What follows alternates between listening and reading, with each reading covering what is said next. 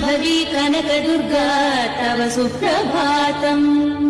कल्याण साधन कलाकलित प्रभाव तापत्रयादि भयभञ्जन पावनाङ्घ्रि आद्यन्त मध्यरहिताखिल विश्वरूपा श्री इन्द्रकीलाद्रिवासिनी तव सुप्रभातम्।